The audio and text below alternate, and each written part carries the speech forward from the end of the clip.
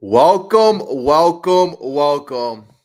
Well, folks, it's about 24 hours, a little more than 24 hours since the New York Mets have been embarrassingly, this season has been dismissed. They have put one of the worst performances in the books. So there has been aftermath.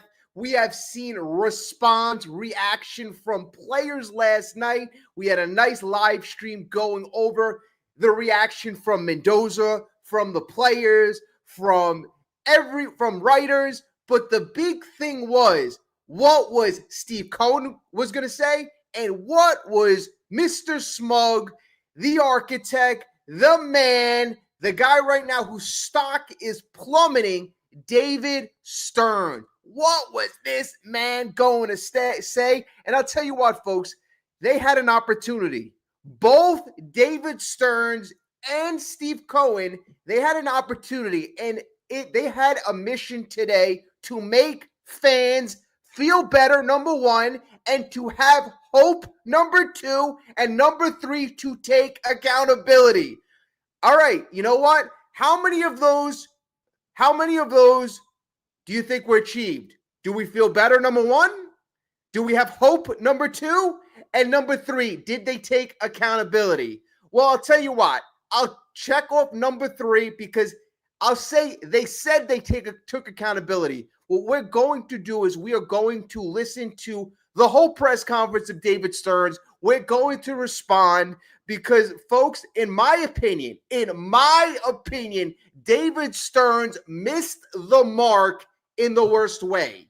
In the worst way. Folks, we are coming off of, again, one of the worst Mets seasons of all time, one of the worst MLB performances of all time. You know, folks, this, in the grand scheme of things, Mets fans have to go through a lot. Really. I mean, we Mets fans are the best fans in the world. We believe in our team. We give our team the benefit of the doubt. This whole year, we were sold a bill of goods that this team was a World Series contender. David Stearns going all in, and I got to take a lot of credit. I mean, I got to take a lot of flack. Because I had confidence that this team would find a way to make it into the playoffs because I had confidence. I had confidence in David Stearns early on, but folks, rightfully so, I'm losing confidence. And now, before we get into everything going forward, before we get into the video, before we get into the reaction, here's the deal. This is what we know right now. What we know is Mendoza's coming back, right? We know that right now, a lot of the players, I didn't really hear David Stearns really kind of point fingers, and I didn't expect him to. But right now, all we know, and Carlos Mendoza is a nice guy. I admit that. But as of right now, there's no accountability. I don't care how many times people say, I am the leader, I'm accountable. And that's how David Stearns started off. He said that I am the architect, and I've said it about 100 times on this stream that he's the architect. He needs to take responsibility. And I'm glad that is how he started the press conference, addressing the fact that he is the architect. But folks, he had a mission today to connect with the fans on a human freaking level. I didn't need robotic Harvard Stearns out there. I mean, smug Stearns I did not need today. There were no answers that made me feel that this guy gets it. There were no answers that made me feel like, okay, there is hope. Carlos Mendoza, that question was asked within 1 minute of the press conference. You want to know how long it took him to answer that question? I would say a half a second. No thought. And that just showed the disconnect because, yes, there's a segment of the fan base that wants Carlos Mendoza back. Very, very small. So that just shows me he's not in touch with the fan base because you don't care what the fans think. You don't care what the fans feel. There was no expanding on why you bring Carlos Mendoza back. Just like, no, we're bringing him back. You just had a guy who just went through one of the most pathetic performances in MLB history, and without any thought, without any consideration, without any explanation, he's coming back. You want to know why? You want to know why he's coming back? Because Stearns hired him. Because it's Stearns' pride on the line. It's Stearns' ego on the line. That is why there is no discussion. Carlos Mendoza is coming back. Carlos Mendoza cannot fail, because if Carlos Mendoza fails, that is a failure for David Stearns. Later on in the press conference, it was asked, why did David Peterson not fare well in the second half? Why did Sean Manaea not fare well? Well, David Peterson, it was stated that he got tired, he was fatigued. Well, you kind of should have really known. You kind of should have set an infrastructure around him. You set him up to fail. You asked him to pitch at least 50 innings more than his career high. So, again, that's on David Stearns. But then to get to Sean Manaea. And, again, Sean Manaea, the signing of Sean Manaea is another huge reflection on David Stearns. Huge reflection. And David Stearns says, the reason why Sean Manaea failed was because he never had enough time to get off the ground. Folks, what type of nonsense is that? He had over 3 months to pitch to almost a 6 ERA and looked like not a major league pitcher in large portions of that. And guess what, folks? That's the explanation for Sean Manaea. He just didn't have enough runway. I guarantee if there was another month, Stearns would have believed that he would have taken off. No, folks. For the most part, Manaea just was not pitching like he was pitching last year. And for Stearns to give that type of answer is, very biased. And it kind of shows that he is playing really to his ego, his pride. And again, he knows he gave him 3 years, $75 million. When Senga was brought up, Senga was a different story. We can't rely on Senga. And I get it. It's 2 years now. Senga has not been a guy you can rely on. But again, the fact that you think that, you potentially could rely on Manaea when he's shown you absolutely nothing, and he's only pitched well in 2 months in his entire career is laughable. Again, you're going to listen to the press conference, and I'm going to have you listen in as well. There wasn't accountability taken from the first 3 minutes on, where Stearns said what he needed to say. He said it's on him. After that, it was deflection city. Deflection city. Now, how is Steve Cohen feeling? Steve Cohen gets to sit back, right? A day after spending almost $400 million on, $350 million on a payroll, all this other money to operate the Mets, ridiculous amount of money. Then he gets to watch the Reds, who spent a fraction. That Reds president, that Reds GM got to make the playoffs. And this guy, Steve Cohen, who is investing hundreds of millions of dollars, his team fell flat on our faces in embarrassing, historic fashion. Steve Cohen has to be seething, has to be furious. Again, he put out a message to the fans. He put it on Twitter. And, this is, what he said. And I know most of us by now heard it. He apologized. He says, Mets fans everywhere, I owe you an apology. You did your part by showing up and supporting the team. We didn't do our part. We will do a post-mortem and figure out the obvious and less obvious reasons why this team didn't perform up to your and my expectations. We are feeling. So, that was basically the gist of it. You got an apology from Steve Cohen. At the end of the day, right now, you sitting where you're sitting, standing, wherever you're doing, it means nothing. Nothing. Right now, this is just another check in an embarrassing Mets history, where, again, the Mets just fell flat on their face. This is happening way too much in Mets history. When Steve Cohen took over, yes, I had hope. Right now, how are we feeling hope with David Stearns? And, a big pitcher, it was brought up if we're going to have or chase down a big pitcher. And again, every single time I'm like, oh, that's a good question.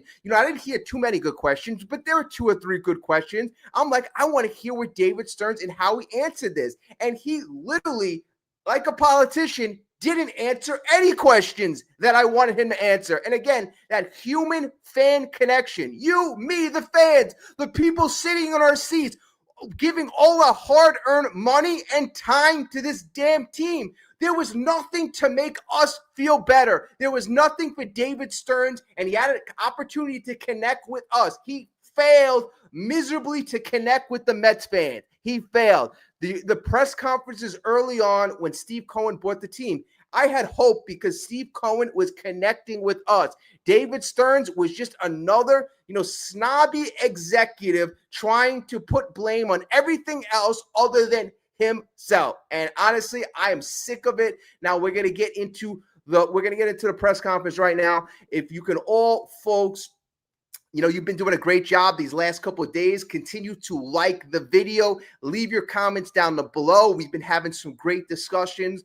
Again, today I'm a bit angry. I'm a bit angry because, we really don't deserve this. We completely don't deserve this. We've spent a gazillion dollars in the last couple of years, and the team has only gotten worse.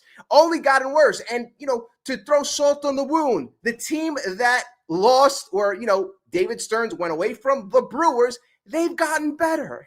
They've gotten better. They are the best team in the National League, probably best team in baseball right now. And, they're going in a positive direction.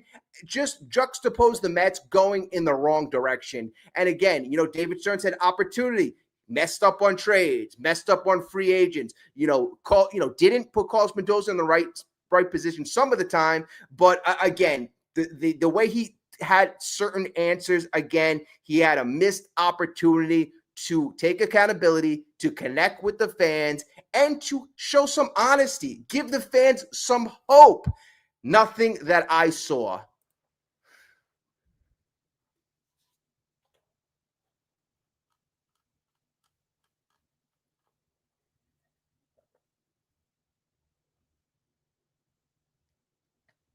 All right, so I just want to say hello to everyone before we get to the reaction from Stearns, his press conference, which is a doozy. CeeLo, thank you so much. CeeLo, I really appreciate it. Music Man, you wrote, I think Stearns in his mind can't fire Mendoza now. I mean, he gave no justification for it. Keeping him, he gave no justification. There was no breakdown in what went wrong, what he can do better, why he's special. The only thing he said is, oh, he's the same guy with the same skills as when I hired him. I mean, you could say that of any manager. He just went through an epic failure, 3 7-game losing streaks. The last 93 games, we were 18 games under 500. We had the 5th worst record in baseball over a 93-game span. The 5th worst record with an almost $350 million payroll, with superstars galore, with expectations up to here. And, all you want to do is say, Mr. Carlos Mendoza, you are guaranteed to work for the New York Mets for another year. Thank you so much for your service. And Met fans are just left in awe. I don't get it. But again, the only thing I can think of is David Stearns hired him. If he fails, who looks bad? The guy who hired him. So, I mean, and that logic, if you're Steve Cohen, you have to step in. This is your money. This is your team. You cannot let a guy's ego, a guy's pride prevent the New York Mets from going in a better direction. That's what I was hoping for today. I was hoping for, at least getting a direction. We have nothing. Whoever watched the press conference, again, the 3 things I was looking for: accountability, I was looking for hope, and I didn't get that. I did not get accountability. I did not get hope, and I did not get number 3, a positive direction. Richard, what's up? I'm giving Cohen more grief on X. Way to go. Way to go. There you go. Music Man, in fairness to Stearns, I think most fans at that time, including myself, wanted Manaea re-signed coming off a strong 2024. Honestly, folks, I was kind of sold on Manaea myself, but the Mets are the ones investing the $75 million. They got to know who Manaea is. They got to know how he's going to project. And Manaea doesn't seem like the guy. He seems like a guy who needs to be heavily motivated. He seems like a guy that you really have to, give a kick in the behind for him to, do positive results. And, I'm not giving a guy $75 million at age 33 if that's his personality. I've seen him smile throughout so many losing press conferences that it's just so damn nauseating.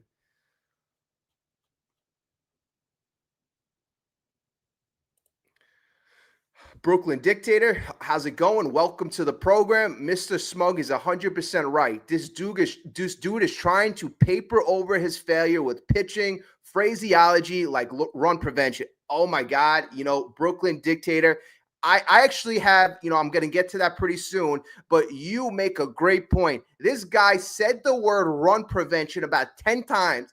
You're speaking to fans. Not everybody understands what you mean by run prevention. This guy was speaking like he was speaking to baseball executives. And that's another thing when I said he did not connect. You got to speak on a level where 99% of your fans could connect with you.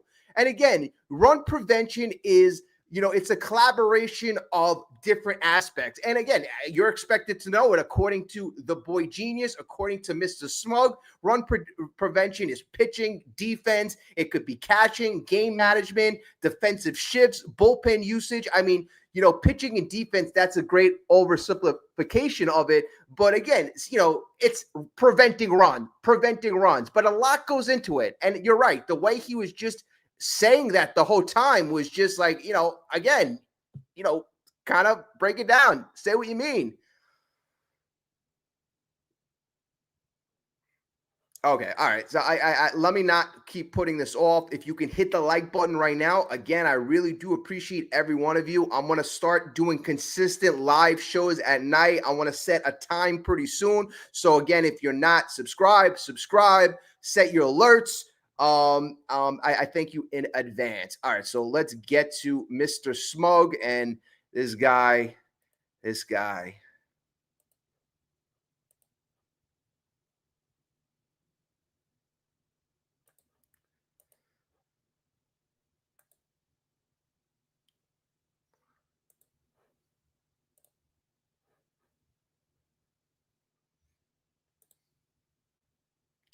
All right, folks, we're ready. We're ready right now. And again, we're going to be chiming in throughout, so stay tuned. For showing up. I'll start out with a couple of quick thoughts here, and then obviously happy to answer any and all questions. Tremendously disappointing season, not nearly good enough. I think we all know that. Came into this year with deservedly so very high expectations, and we didn't come close to meeting them. And I'm keenly aware of that. I'm the architect of the team. I'm responsible for it. I understand how frustrated our fan base is. I understand how frustrated everyone in this building is today, everyone associated with the Mets. And we got to do better. And I'm committed to moving us forward and doing better. We'll have ample time here, I'm sure, to discuss the what and the why. I'll start off up top with a few of my overarching observations. From a roster construction perspective on the run prevention side of the ball, we didn't do a good enough job of fortifying our team when we had injuries midseason. Clearly, that was a point in our season where on the run prevention side of things, we went from a very good team to a team that wasn't good enough to maintain a sizable lead, not only in the division, but in the playoff chase. Our defense wasn't good enough. All right, now let's just stop that right here. So we're looking at what went wrong. So according to David Stearns, things went haywire when we had a few injuries, and that affected our ability for run prevention. Now, I guess the big injuries, it happened when we started losing when Senga went down around June 12th. Then Griffin Canning went down. Then you had Frankie Montas went down. So, those were your big injuries at that point when the Mets went on that 7-game losing streak in June, right? So, that's that right there. And then he's going to talk about, hey, we didn't do a good job replacing those guys.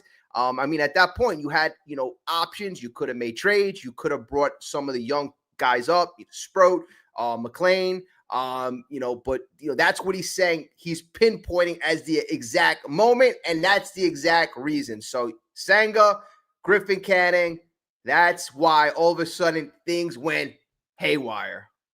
And that certainly contributed to our pitching challenges. And then offensively, we had a number of players who had really good years, but we failed to score the runs that we needed to score despite those really good years. And so you add all that up and you get to a team that underachieved greatly. We know that. I certainly know that. And we're going to work really hard to fix that going forward, learn from this, and do a heck of a lot better. So happy to answer any and all questions. I just want to stop this right away because I just have a very good, very, very, very good comment. Ali, very good comment. Lindor's injury he's talking about. I don't want to hear about Lindor's injury. Lindor was on the field. I advocated for Lindor with a broken toe to get healed and not play with it. It was the Mets' decision. David Stearns calls Mendoza to put him on the field. And if Lindor's defense actually got worse in August when his toe apparently was healed. So, I don't want to hear if you force the guy or if you say the guy's okay to play, you can't blame it on that. So if a guy's injured and he's on the injured list, that's one thing. But if you say he's going out there, I consider him healthy enough to positively affect the team. And again, you put him out there and he's injured, that's on them. And if he's referring to Lindor's injury, that just makes him look even sillier that he was out there. Andy? David, this would be a fair question to ask a number of people, but as you're the one that's here speaking to us right now, what could you have personally done differently to prevent these issues that you just described from happening? Yeah, I either make or delegate every decision that's made here. So you point to a decision that didn't work out, and I'm responsible for it. And so, we have all the resources we need. We have tremendous ownership support. We have tremendous fan support. And clearly we had segments of our team that were not good enough. And that's on me. And are you prepared? Okay, so again, he doesn't answer the question. Does not answer the question. They ask him, what is one thing that you could have done better? And he actually pats himself on the back. Well, I'm in charge of everything. Every decision is made through me. I delegated or this and that. Doesn't pinpoint anything, just gives a vague job description of what he does. And, literally, again, I'm looking for some substance, no substance. In fact, he pats himself on the back. To say that Carlos will definitely be the manager next year? Yeah, Carlos is coming back next year. Mike?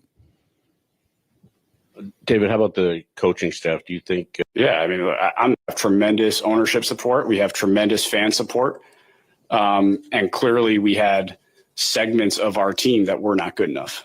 And that's on me. And are you prepared to say that Carlos will definitely be the manager next year? Yeah, Carlos is coming back next year. Okay, I just backed that up for a second because I just wanted everybody to observe when it was asked about Carlos Mendoza, is he coming back next year? No hesitation, no explanation.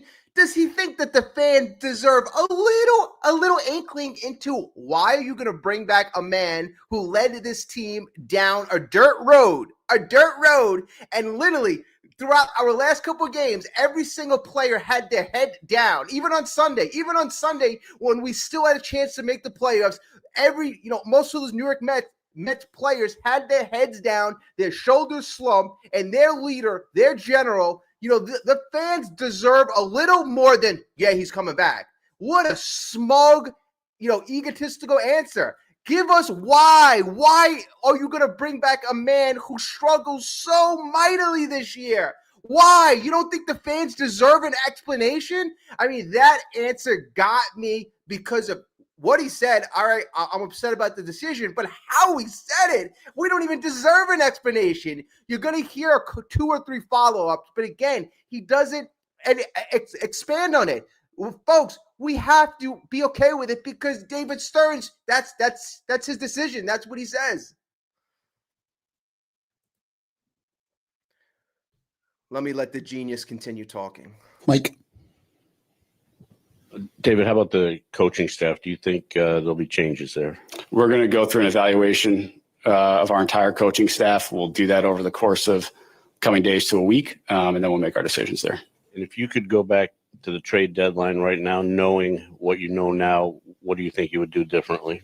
We don't get redos. We don't get do-overs in this business. But clearly the moves we made the trade deadline, or at least a subset of those moves, didn't work. And in certain cases made us worse and didn't help us down the stretch. What was the biggest? Just so you know, he doesn't answer the question again. What would you do differently? Didn't answer the question. Let's see if he answers it. Surprise of that, or disappointment. Well, look, I'm not gonna. Every player we acquired was a true pro, worked their tails off, and did everything in their power to help us. And in a couple of cases, it didn't work. And frankly, that too is on me and us. When we bring players in here, we got to set up an environment to allow them to succeed. We take a lot of pride in that. I take a lot of pride in that. And clearly at the deadline, we were unable to do that. Manny? You mentioned just the defensive side, how poorly was played toward the end of the season, especially just who's responsible for that, and just, why did that happen toward the end of the year? Yeah, look, I think it all starts with personnel, and that's my responsibility. We had a roster construction that at periods of the season, I understand how. Sorry about that. Yeah, I mean, folks, I'm going to fix that. But again, what he's talking about, the defense, doesn't answer the question. Again, does not answer the question. We're kind of being led down the path of wherever he wants to lead us. Not one question. He did not get into any specifics. And again, I'm looking at this press conference. I want accountability. I want hope. And I want a direction forward. And again, I'm getting nothing. I am getting nothing. I'll keep harping on run prevention. Like that is where we fell short this year. It's where we need to get better. I think we will. I think that improvement can come both internally and externally. I very much believe in our player development apparatus. I believe we're developing very good pitchers. I think we're going to continue to do that. And that's going to continue to be an emphasis. Just even over the offseason, you went short-term with starting pitchers, and then you did not trade for one at the deadline. Has this season changed your philosophy at all when it comes to external acquisitions on the starting pitching front? I think we have to be open to everything. I think my continued emphasis is doing everything we can to support our development infrastructure and developing starting pitchers. Ultimately, that is where we're going to have sustained success and get to the organization a consistently good spot from a run prevention perspective. But going into this offseason, I'm not gonna take anything off the table. Joel? Dave, a few things. In your opening statement, you said we have to learn from this. What did you learn from this for moving forward? Yeah, I think on a number of levels, there are areas where we can probably be a little bit more proactive, and I can be a little bit more proactive. I think some of these lessons we're still investigating and still fully understanding various aspects of our team. But there are clearly times in the season, times over the offseason where I can be a little bit more proactive. Can you dig down on that? What does that mean? See, I'm like, that's what I'm like. He didn't give. What could you do, differently? What could you do better? I could be proactive, but we're looking for specific actions. We're looking for specific actions. So again, let's see if he finally answers one question.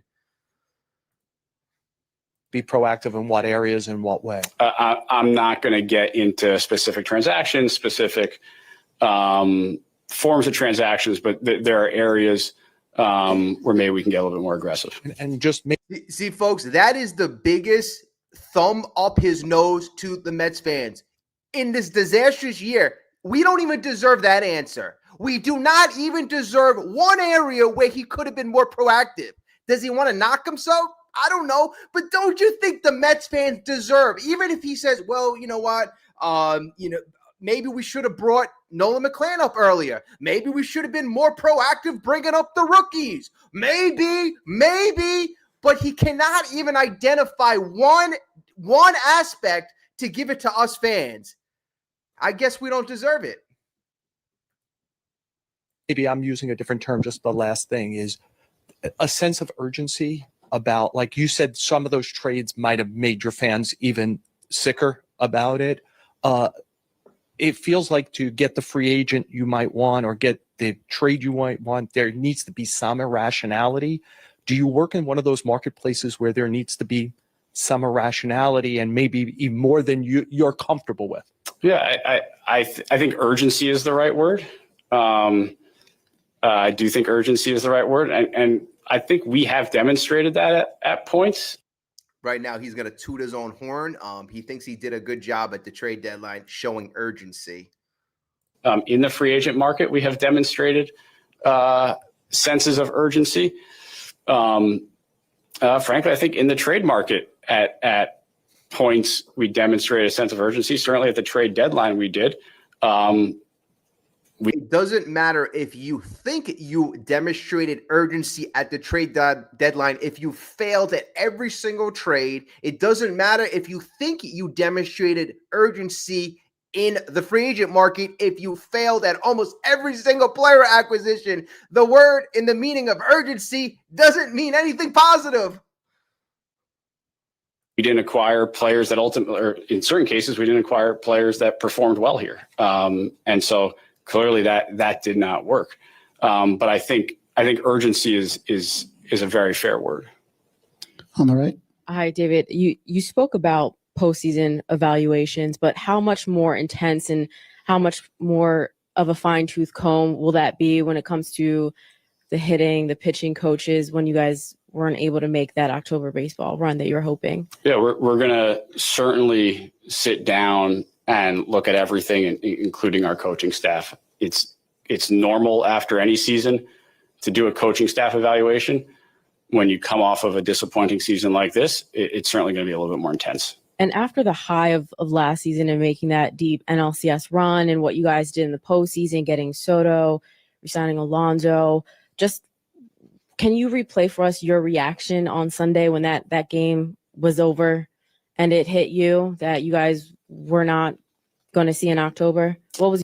All right, folks, he has an opportunity to be human right now. So again, I forgot what he said to this question. Let's see if he takes this opportunity and gives a human reaction.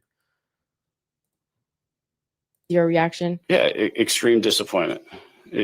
Extreme disappointment. I think we all shared that. And that's certainly what I felt. David. Dave, aside from Pete Alonso's free agency, position-wise, you guys do have a lot of people coming back and the same core that you've had for a while. Do you anticipate making significant changes to that group? I know you talked about run prevention and some suboptimal position. Yeah, I think we're going to have to be open-minded on our position player grouping so that we can improve our run prevention. Does that mean there are robust changes? I don't know. Does it mean people could be playing different positions? Maybe. Does it mean we ask people to play different roles? Maybe. A day after a season ends, I'm certainly not going to commit to what things look like in spring training or opening day. But yeah, I'll say it again. Our run prevention this year was not good enough. And that is both pitching and defense. They go hand in hand, and we need to improve them both. On that same vein, do you think there's something about this particular mix of players that you have that just didn't, you talk about, I know it's just one stat, but their inability to come back late, and that's, it's one stat, but you were the only team not to do it. Is there something about the way this team kind of played together during some of its more crucial times? It's a very natural question because of some of those types of stats that are out there. I can tell you my experience in the clubhouse throughout this year is we had guys who cared about each other, who cared about winning, who worked hard. It's very difficult for me to explain how we were 0-70, trailing going into the ninth. I mean, that's an inexplicable stat. Okay, so again, that is the stat. I mean, after the 8th inning, we all know that if the Mets were down, they failed. They were 0-70. Not one game after the 8th inning when we were down were we able to come back. Stearns also said that his experience in the clubhouse, everybody got along, everybody supported each other. And again, he's saying that because, as of recently, as of late, Iglesias made those comments last week, and he alluded to the fact that, the clubhouse isn't as close as it was last year. The players were more focused on, their individual performances rather than the team winning. So I'm pretty sure that's what Stearns was alluding to in that. And then also, too, everywhere, there's a lot of people right now questioning the team chemistry, and rightfully so. And I'm not going to hear him make up an answer for it. Laura? Just with regards to the offense, why do you think they failed to make in-game adjustments, especially towards the end of games?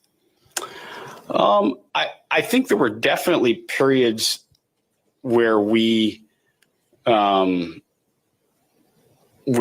score runs and then maybe have 3-4 innings where we weren't particularly active offensively. I think there were times where pitchers got a little bit sharper, times where we probably could have made an in-game adjustment to an approach and didn't. And I think that's going to be part of what we talk about, what we assess, and try to improve there. And also, I mean, obviously you guys had to rely on a lot of young talent. I mean, are you concerned at all about how that might affect their development, especially someone like Jonah Tong, who maybe struggled, or Ronnie Mauricio, who didn't really see a lot of playing time? No, I think, both those players saw, I think, meaningful playing time. Ronnie a little bit earlier when he came up. Jonah started a number of games for us. So I think their time in the big leagues will actually benefit their overall development. Disha? Hey, David, do you believe lack of leadership was an issue this season, either within the clubhouse or on the coaching staff? I don't. I think we have leaders in our clubhouse. I think. It's so funny. People are doing a very good job at reporting lack of chemistry. He already answered that question. He says he doesn't believe that we had lack of chemistry and lack of leadership. I mean, these are all the things I've been saying. I've been saying this thing ad nauseum. And he just says, it was asked of him, do you have a lack of leadership in the clubhouse? Right away, no. I mean, in my opinion, that collapse was apparent when you don't have leaders in that clubhouse. Apparent.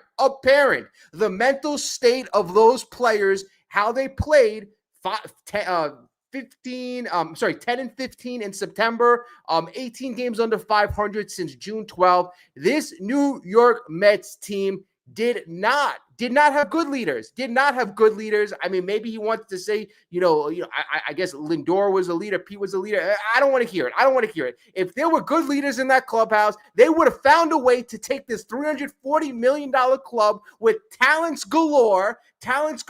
They would have figured out a way to make this team into a viable playoff contender, at least get to 85 wins, at least if you had one good leader in there. I think we had leadership in our clubhouse. I do not think that was a problem. You think then they should have been able to maximize the potential on the roster if there was leadership there? I come at this of we need to create a better roster that fits together better. I think our players worked their tails off. I think they came to the park with the right attitude every single day. And it didn't work. And so I need to take a look at our roster. Jorge? David, with Kodai, he's obviously had a couple injuries, tough. All right, before we get into Kodai, I see a couple people in the chat, and I just want to say hello, everybody. It's tough to go through the comments because we're looking at David Stearns' press conference. I just want to say hello to everyone who's participating. Jason, Will, Chalk Bunt, Brooklyn, great stuff. A couple other comments I missed, but the fact of the matter is right now, this was a crisis. This was a disaster. And I know, Will, you mentioned, what do you want the guy to say? He's taking accountability. I was looking for more than an accountability in this press conference. I was looking for a connection with the fans, number one. I was looking for hope, number two. I was looking for a direction, a positive direction, number three. I was hoping he'd come out and say, come out with fire and desire. You know what? You have my 100%, 110% commitment that we will be a World Series contender next year, a playoff contender. We will turn this around. We're going to get the defense better. We're going to get the pitching staff. We're going to beef up our starting rotation. You have my commitment. I will work 24/7 to make sure that this team is a perennial winner. I wanted fire and desire. I wanted that hope. I wanted that passion. I wanted that connection. I saw nothing from a man. I saw an executive. I saw an executive go out there, and I saw him say what he thought he needed to say, but did he connect? No, fell from the mark. And this is what you say after a normal season, after you miss the playoff. This is not what you say after you have an historic collapse, after you waste hundreds and hundreds and hundreds of millions of dollars. This is not how you go out there and conduct yourself, in my opinion. I want more. Injuries, but he's also had a couple mechanical issues where he couldn't come back and just wasn't himself. Can you rely on him to be that frontline starter next season, and how do you evaluate what he does? Yeah, look, Kodai's had two very inconsistent, challenging years in a row. We know it's in there. We know there's potential. We're going to do everything we can to help get it out of him. But no, can we put him in ink as making 30 starts next year? I think that would be foolish. And Francisco Alvarez, does he need some kind of surgery or operation? He'll need surgery to repair his ligament. He's going to have that in the coming days.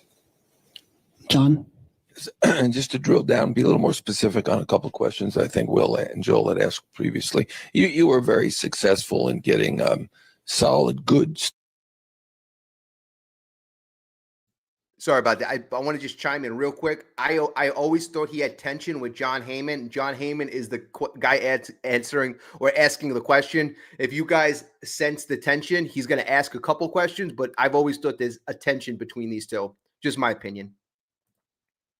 Starters in your first year here and in Milwaukee, and that was tried again this time. And I'm wondering, obviously a lot of money was spent on the offense.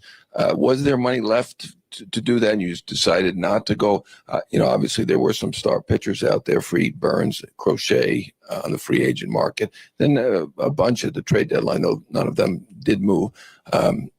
And is your philosophy changing? Do you feel like you said be more bold or something along those lines? Do you think that you would be more apt to, I know you considered Yamamoto or tried to get Yamamoto. Would you be more interested in adding a definite number one type starter? Are you going to look at that a little more seriously? So I'll repeat what I said is we're not going to take anything off the table. I think long-term for the Mets, the best thing we can do is develop our own frontline starters. I think we're on our way to do that. I think we're demonstrating that. And so our main emphasis is going to continue to be there, but we're certainly not going to take anything off the table this offseason.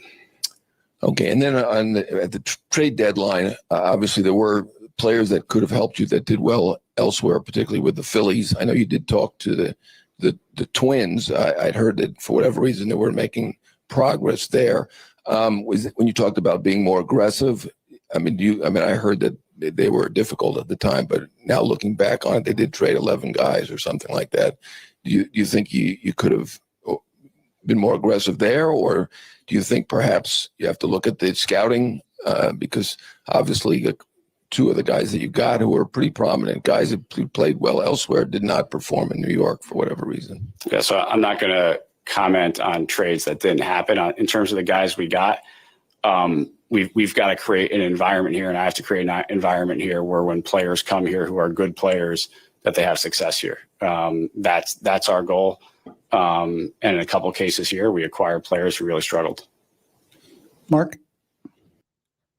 Folks, that answer bewilders me. That confuses the hell out of me. So we have to acquire players, and then we have to create an environment so that they play well.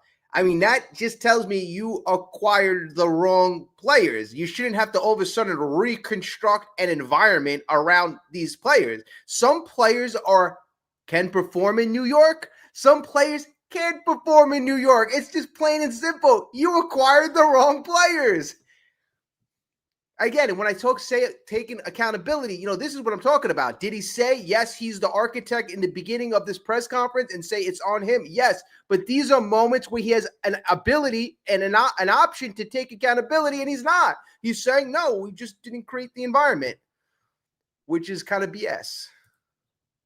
David, first of all, just apart from Alvarez, any other surgeries that you can announce? No. You've harped a little bit on just needing to improve the defense. Your top free agent is a bat first baseman. Just what is your interest in bringing back Pete Alonso, and does that kind of complicate it a little bit? Yeah, look, Pete is a great Met. He had a fantastic year. I said this last year, and it worked out. I'd love to have Pete back, and we'll see where the offseason goes. Do you see him as a first baseman, or would he be a DH option for you? Look, I think how the exact roster construction hypothetically fills out, we'll deal with that as we get into the off season. Andy? David, I remember in spring training, yourself and other people in your leadership group felt really good about your starting pitching. Thought it was maybe better than the outside expectations were on it.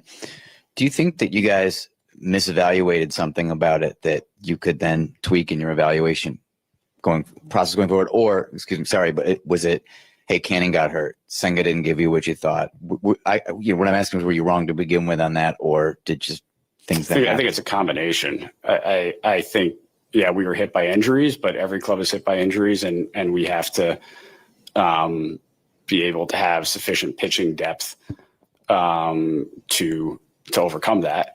And clearly, when we got hit by injuries in the middle of the season, we did not have the depth to overcome that. And just on the defensive side of run prevention, obviously you look at the Brewers, you see a team that's very versatile, athletic, catches the ball. That's clearly a priority of yours. You inherited a roster here like anyone would coming into a job. How long do you think it takes roughly? How many years before you can meld a roster that is more in your image, in particular defensively? Yeah, look, I think I take ownership over this roster. I've been here now for 2 years. That's plenty of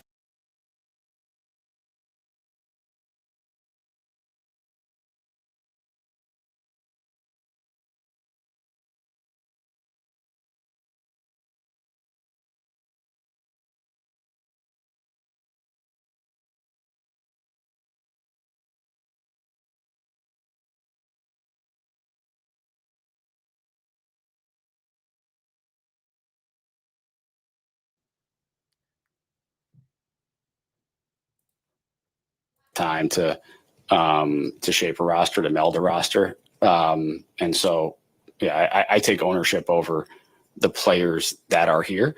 As we continue to develop our players, that is naturally going to change the composition of our position player grouping. I'd say holistically, we need to get better defensively. Jerry?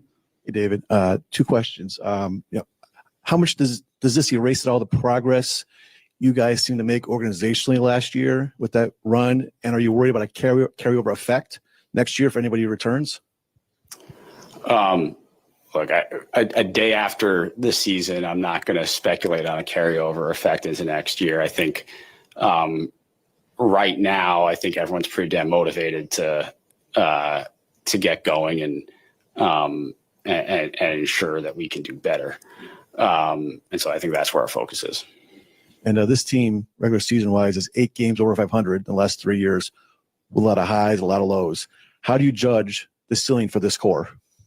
How do I judge? I'm sorry. The ceiling for the core players you've got. We have very good to elite core players who at times have played at a very high level. And a year ago had a very good season together. And so I think the ceiling remains high. Tony? I think most of the industry probably expects Edwin Diaz to opt out of his contract. Assuming that happens, just what is your appetite to bring or to allocate significant dollars to a reliever like that? I think rather than speculating on what Edwin might do, I think we'll let him make that decision and then I can comment. Tim? Your 2 years, your 2 years here, you've had more or less a set plan at DH with Martinez and then the platoon this year. Do you plan to keep that more open next year? Or would you like to have a set guy as your DH? I don't think I have a preference. I think we're going to evaluate the market as a whole and see how we can best put together our position player grouping. Mike? David, understood that every team would love to have 4 or 5 starters who throw 180 innings and stay healthy all year long and pitch well. But from an organizational standpoint, philosophy, from what you guys can build or control, coming off of this, do you feel like you maybe need to ask more of your starters in terms of build a staff that you can ask more of and ask more of them to get deeper in the game, deeper in games rather than be quick to protect them or pull them for relievers? We need more innings out of our starting staff. There's no question about that. I think, we were on the edge for the first 2.5 months this year where we were getting 5+ innings per start pretty consistently. And that worked because it was happening every night. The minute you then get your 2 1/3 innings start, you get into trouble. And so that got us into trouble this year when we stopped getting the consistent 5+ inning starts. And occasionally there was the really short start. And then the next start was 5 1/3 innings. That gets you into trouble. Will? David, you talked about how you should have been a little bit more proactive at times. Why weren't you? Like, what stopped you from being more proactive? Yeah, look, I think we are making the best decisions we possibly can with the information we have at the moment. And so, I made the best judgments I did. Clearly, some of them didn't work out, and now we try to learn and move forward. Peter? How do you envision the roles of McLean and Sproat and Tong going into next season right now? But all 3 of those guys, I think, demonstrated that they can pitch at the major league level. At various points, all 3 of them pitched very well at the major league level. We'll see what our roster looks like when we get to Port St. Lucie. But I would certainly expect all 3 to have a role in the major leagues at some point next year. Don't know exactly when, but I think those guys should be really proud of what they accomplished this year.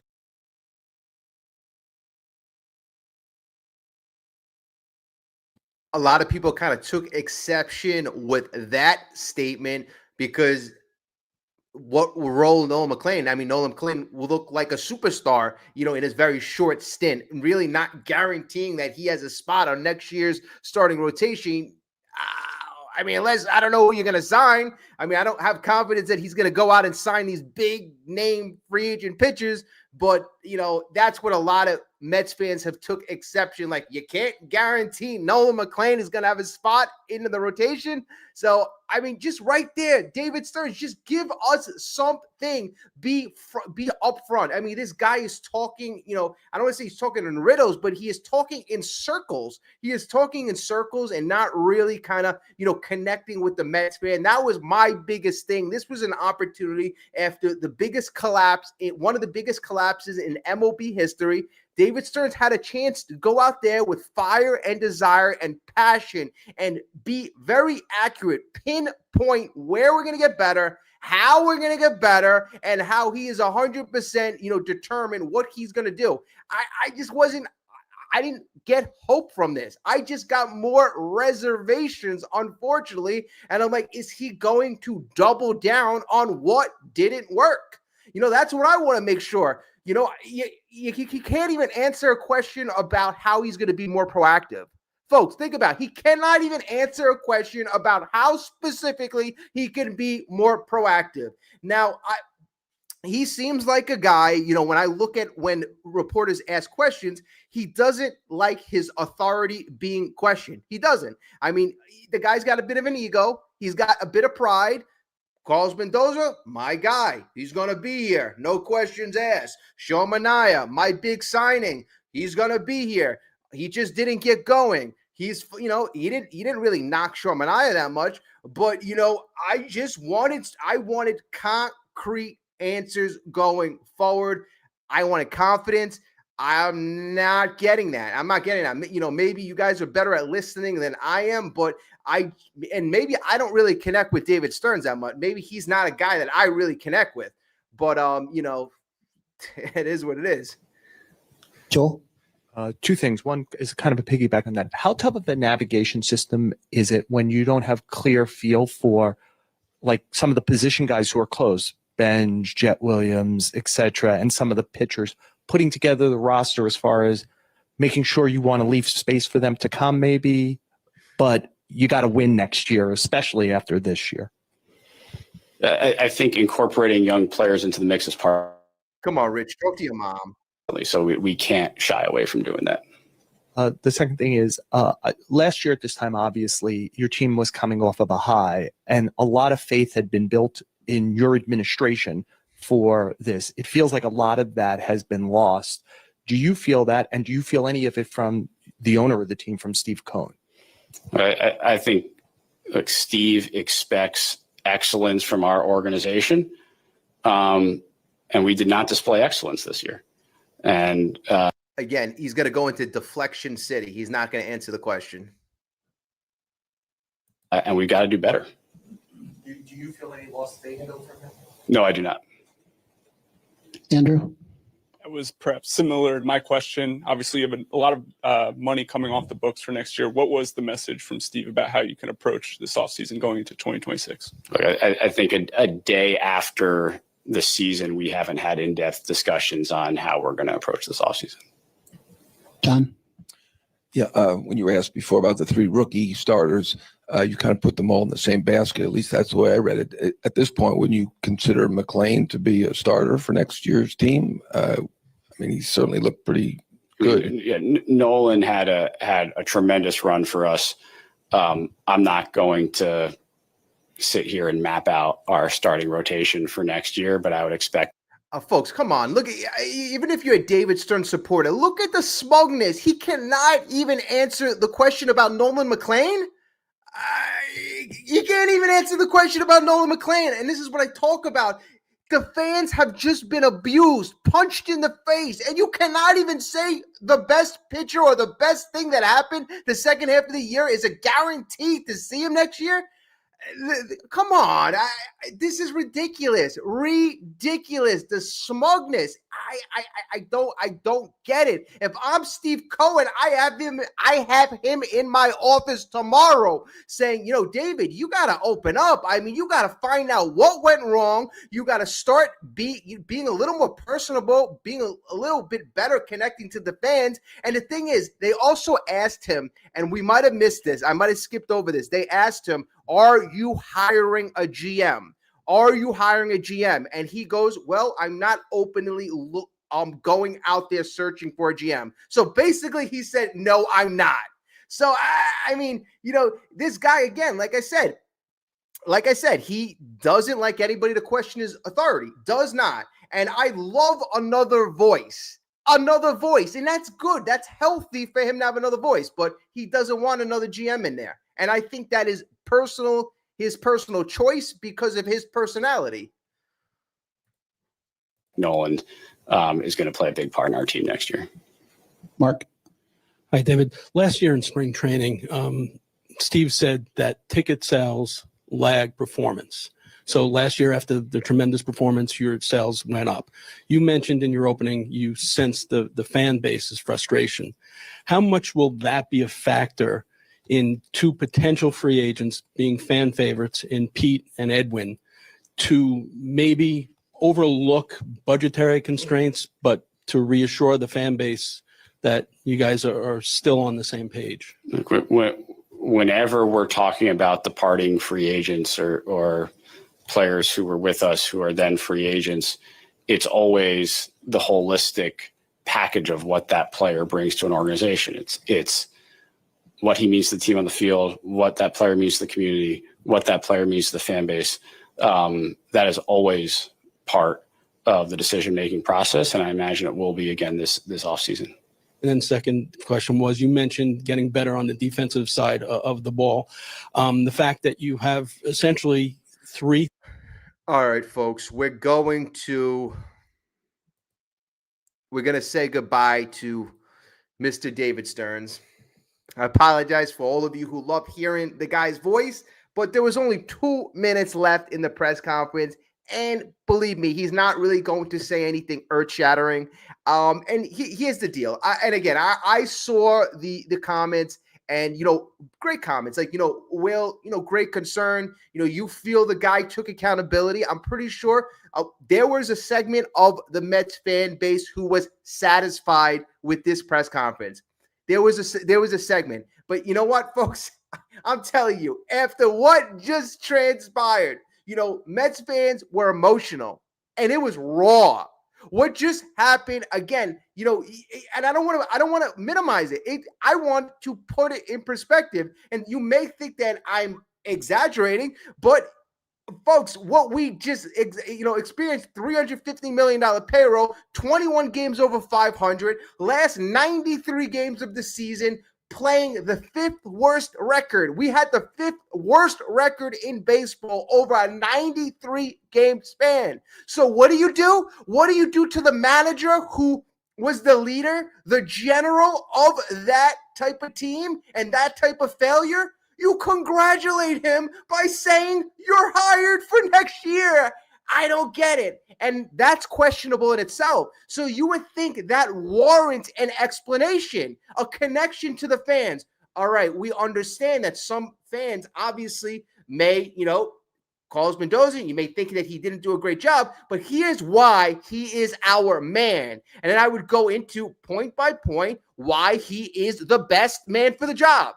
The best man. The best man. That's what I want to know. So you're telling me that is the best man. Steve Cohen right now, Steve Cohen, you can't tell me Steve Cohen paying $400 million for this team, losing money hand over fist, believes that Carlos Mendoza is the best man for this job at this time. You can't tell me that. You can't tell me that. So again, that was my biggest thing to open up the press conference. And then going forward, there was an opportunity to really open up with the fan base. There was an opportunity to really connect in a transparent way. And the way he was talking with the run prevention and in circles and, deflections, I just was not satisfied. And it just was not sufficient after this sort of season. So that's why I was extremely disappointed, upset. And again, I felt it was embarrassing. Because you had one job to do. In my opinion, that was to take accountability, which you kind of did. I'm not sure. I don't think you did it point by point. I think you skirted a lot of issues, but you had another goal was to give us hope. And you had another goal was to give us some semblance of a plan forward. I didn't hear a plan forward. In fact, a lot of the answers kind of seem like we're going to double down. And I hear also like we have to take a deep dive. We've been failing since the middle of June. You're telling me over 4 months you can't figure out anything that's that's going wrong. So again, I have to believe they have a good idea 99% of the issues. They just didn't tell us. Hobby, I completely agree. A guy like Terry Francona is a good example of what a good manager can do, how a good manager can take lesser talent and accelerate the process and get them to that next level. That's what good managers do. Bad managers do the opposite, and that's what I saw this year.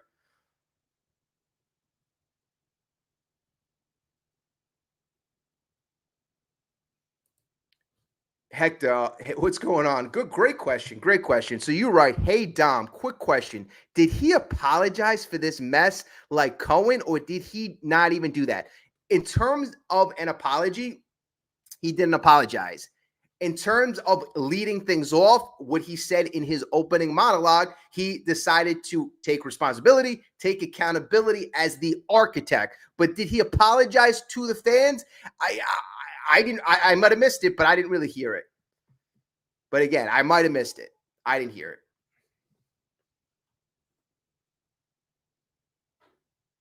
Brooklyn, a deep dive means wait until 2028. I just can't really get my mind around like how Steve Cohen could just sit idly on the side. I mean, this guy is a successful billionaire 20 times over, and he's been a winner. He's been a very successful man, like I said. And he promised us success. That's one thing, that's lip service, but he's this is his money. This is his money out there, and he's losing money hand over fist. And there is no productivity. There is no tangible positive results. We're not getting championships. We're not making the playoffs. All we're doing is getting further and further embarrassed. So, it just is what it is. It is what it is. Now, a lot of people are trying to figure out, I heard everybody, ranting on the Mets season. Over the next couple of days, we're going to probably hear everything coming out. But at Dominant Mets Nation, I want to be positive. I'm a bit negative, but I also want to be positive. So we're going to detail how we're going to improve the team. We're going to get into that over the next couple of weeks. Obviously, when the rumors come out, when the Mets start, looking at free agents, that is going to be big time analysis time. But I think the next couple of weeks, we're going to hear problems. And, that's fine. A lot of times when you got to start over, you have to correct some painful issues. Now, one of the biggest issues right now is Pete Alonso. And I'm hearing a lot of things about Pete Alonso from different writers, different media personnel, different people. And I'm not saying they have 100% the detailed inside knowledge, but, based on what happened, you could think that Pete Alonso is very upset. You could think that he is very upset.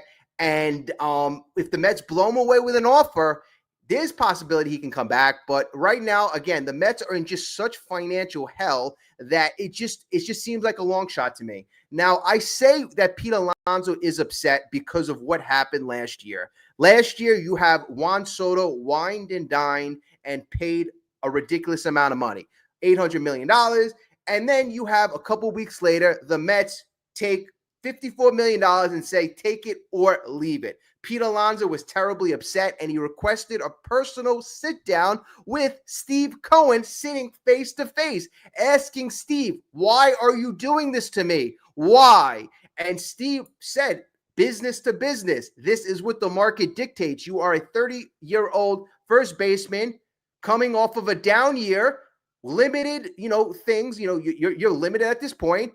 Go out there, have a great season, and the market will talk. But right now, the market was speaking. Last year, no teams were really interested, and the Mets paid him what the market bared, not what Pete Alonso, not anywhere near what Pete Alonso thought he deserved. And Pete Alonso was hurt. And Pete Alonso was determined. And he came into April, if you remember April and May, that was the best Pete Alonso that I saw, and probably since he was a rookie, or at least a couple years. Pete Alonso was in the best shape of his life. He was the most flexible. He was, I'm telling you, that was the best I've seen Pete in such a long time. So the guy was heavily motivated to prove everybody wrong. And I give him credit. And throughout the season, there were times where he got tired, but at the end of the day, running as a scoring position was one of his strong suits. He came up clutch in moments down the stretch, and right now he has an opportunity to go out there and make some good, decent money.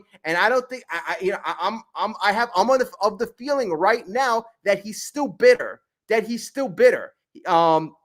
So we're going to see what happens, but that is going to be one of the stories that we are going to follow very closely, because, I'm a Pete Alonso fan, but I'm also a fan of change. I'm also a fan of getting better, younger, quicker, faster. And, some of those, making that relationship come back, some of those things don't mesh. So again, we're going to detail that. We are going to detail that. And again, like all day today, you're hearing people say what needs to change, Okay.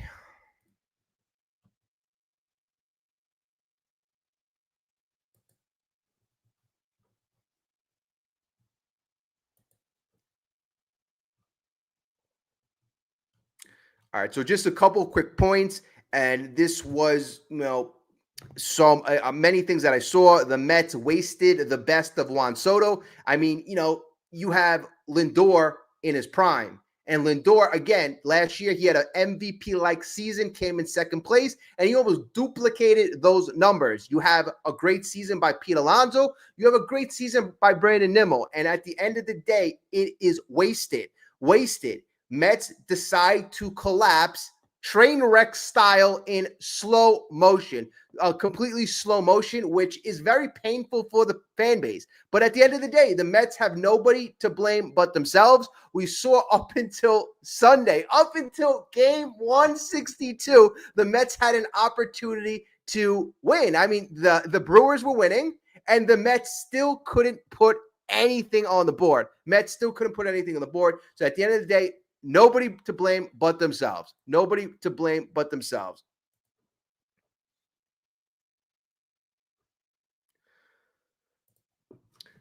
What is up? Tim? What is up? Tim, we got a lot of good followers. First of all, let me just take a minute right here. I want to say this. First of all, in the last couple of days, it's been miserable watching the Mets. Miserable. I'm a big Met fan, so I wear these games on my sleeve. A lot of times it bothers me all night, all morning, can't sleep. All I think about is the Mets. And I know a lot of you are like that as well. So again, I apologize yesterday for the way the Mets are playing. I can't do anything about that. But what we could do is have our Mets therapy sessions and, vent together, come up with, obviously great talking points together, which is always awesome. But what I want to do is I want to thank some new members. I see a lot of new members, a lot of new subscribers, and I want to thank you. But I also want to thank our subscribers who have been supporting the channel for years. Tim, I obviously you just chimed in, so you brought that to my mind. But Richard, Richard's, you've done an amazing job. Hobby, and I'm talking about, these people have been with the channel for years and years and years and years. So thank you so much. CeeLo, great stuff. And I do want to thank a lot of the new members as well. I want to say welcome aboard. It's going to be a lot of fun. We're going to do a lot of new things. And again, our goal is for everybody here to have a good time, feel good, have fun. A little negativity these last couple of days, but you know what? When things are frustrating and, this is what happens. All right. So we're going to kind of call it quits because the show was about David Stearns and the press conference. So I have different shows, different topics, great topics, fun topics. And I need you to be engaged, comment down below, keep hitting that like button. And again, hit the notification button because we are going to do live streams more consistently, and probably throughout the playoffs, we're going to have live streams at a certain time. If you have that notification, I'll probably set up the time 8, 9, 10, maybe, when I work after 11. But, if you have notifications, you will see it. Everybody, thank you so much. I really appreciate everything. You guys were the best. You guys are the best. If I miss people's comments, I really do apologize. I know there were a lot of comments and a lot of great stuff said when the video was playing. And I'm usually a lot better with the comments. But next live stream, I promise I'll get to you. Have a great night, folks. Let's go Mets. It can only get better here. It can only get better. Have a great night. Thank you. Hit the like button before you leave. Subscribe. All right. Have a great night.